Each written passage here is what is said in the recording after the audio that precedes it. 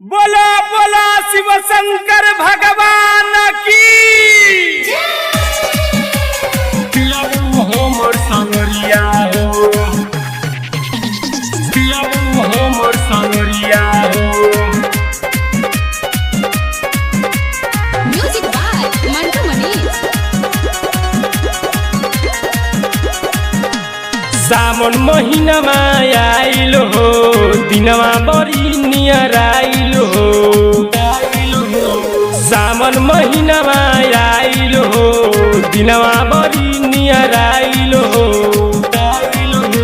चल बाबा के देवघर नगरिया हो लेल कन है पपन कवरिया हो। ए पियाबू हमर सबरिया हो लेल कन है पपन कवरिया हो। ए पियाबू हमर सबरिया हो।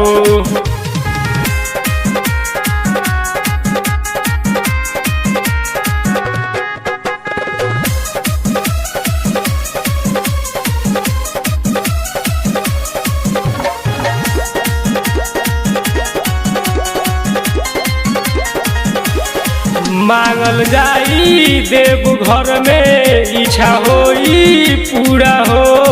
कहेला लोगवा कौनो कमावा रहेला न धूरा हो।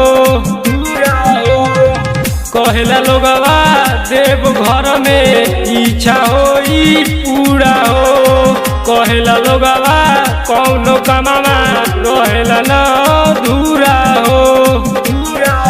निक लागेला भोला के नगरिया चलल जाई हो बन के कवरिया। ए पियाबू हमर सवरिया चलल जाई हो बन के कवरिया। ए पियाबू हमर सवरिया।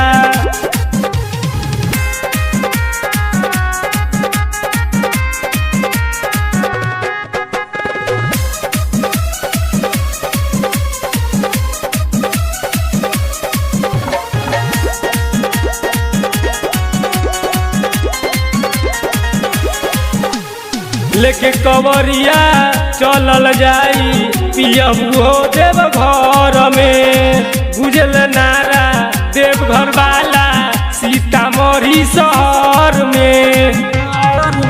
लेके कवरिया चलल जाई पियाबू हो देव घर में। बुझल नारा देवघर वाला सीतामढ़ी शहर में।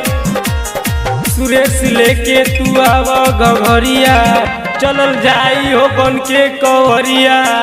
ए पियाबू हमर सवरिया चलल जाई हो बन के कवरिया।